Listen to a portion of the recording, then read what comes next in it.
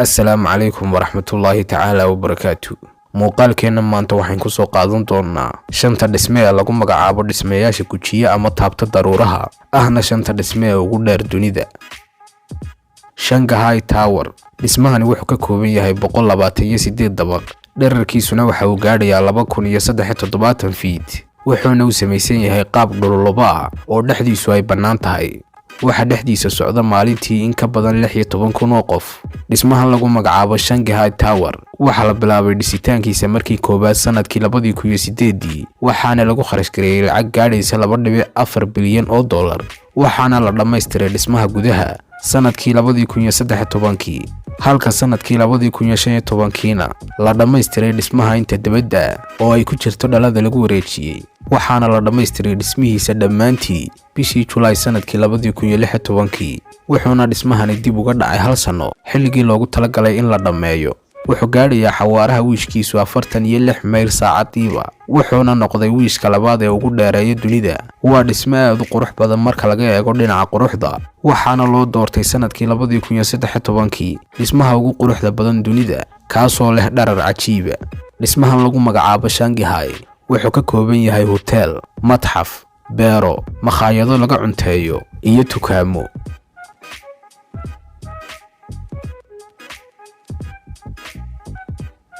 Lotte Tower Kuuriyada Waqooyi waxay leedahay waxyaabo badan oo ay ku faanto, laakiin mid ka mid ah kuwa ugu caansan ayaa ah dhismaha Lotte Tower ee ku yaala magaalada Seoul.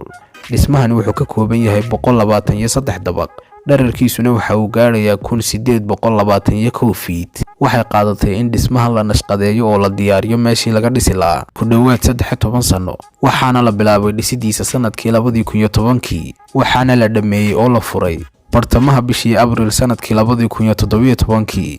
waxaa lagu sameeyay dhismahan badbedel dhanka nashqada, waxaana la nashqadeeyay markii koobaad sanadkii 1989, laakiin qaabkaas waxa la bedelay 3 jeer ilaa markii dambe la isla qaatay in loo eekaysiyo dhismaha Eiffel Tower. 13 sano kadib ayaa go'aan lagu gaadhay in qaabkaasi loo dhiso, laakiin laguma dhammaystirin qaabkaas, waxaana sidoo kale la bedelay nashqada dhismahan sanadadii 2006, 2007 iyo 2008 ilaa ugu dambeyntiina la isku raacay in qaabkan loo dhiso sanadkii 2009.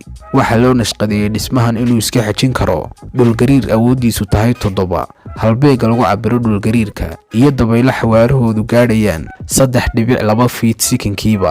waxaana lagu kharash gareeyay dhismahan lacag gaadhaysa 3.4 bilyan oo dollar.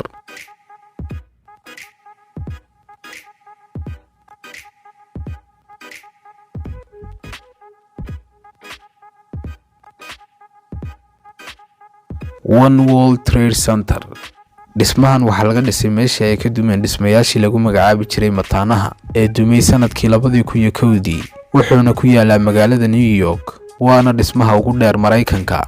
waxaa la bilaabay dhismihiisa sanadkii 2006, waxaana si rasmi ah loo dhameeyay 2013, waxaana la furay bishii May sanadkii 2015. wuxuu bedelay dhismahani dhismayaashii mataanaha, waxaana lagu fuliyaa dhammaan shaqooyinkii lagu qaban jiray kadib markii uu ka dhacay burburkii ay ku dhinteen 2606 qof. waxaana loo doortay inuu nashqadeeyo dhismahan injineer lagu magacaabo Daniel Livesken, waxaana la bedbedelay dhowr jeer intii lagu guda jiray dhismihiisa iyadoo laga eegayo dhinaca amniga. wuxuu ka kooban yahay dhismahani 94 dabaq, wuxuu sidoo kale ka kooban yahay suuq, matxaf iyo makhaayado laga cunteeyo, waxaana lagu kharash gareeyay lacag gaadhaysa 3.9 bilyan oo dollar.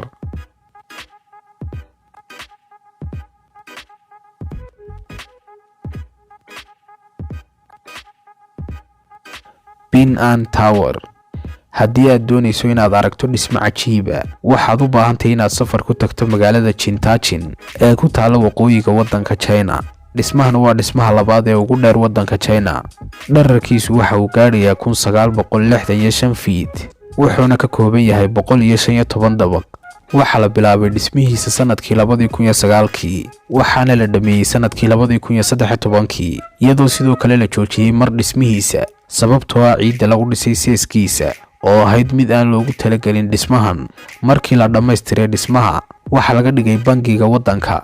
wuxuu leeyahay dhismahani 33 wiish, wuxuu leeyahay sidoo kale maktabado, goobo ganacsi, hoteelo iyo suuqyo ka madax bannaan bangiga, waxaana lagu kharash gareeyay lacag gaadhaysa 1.5 bilyan oo dollar.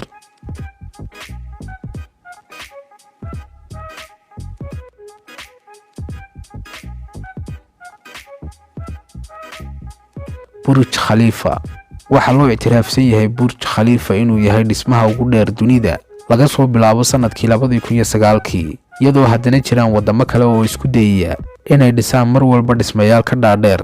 bilowgii waxaa loo dhisay dhismahan ujeedo ah si loo helo aqoonsi dawladeed. dhererkiisu waxa uu gaadhayaa 2722 feet, wuxuuna qaatay dhismihiisu 6 sano. waxaa la bilaabay dhismihiisa bishii January 2004 waxaana la dhammaystiray 2009 halka la furay bishii January 2010. wuxuuna ku fadhiyaa dhismahani masaafo gaadhaysa 309,473 mitir square. wuxuu ka kooban yahay 163 dabaq, waana dhismaha ugu dabaqyada badan adduunka. wuxuu leeyahay dhismahani makhaayadda cunto ee ugu dheer caalamka, waxaana lagu magacaabaa Al-Jaw oo macnaheedu yahay hawada, waxayna ku taalaa dabaqa 20aad ee dhismahan, waxaana lagu kharash gareeyay dhismaha lacag gaadhaysa 1.5 bilyan oo dollar. intaas ayaan idiin soo gudbinay maanta asxaabay. haddii uu ku qanciyay muuqaalku like saar, subscribe na saar channelka Ogaal Cusub. wassalaamu calaykum waraxmatullaahi wabarakaatuh.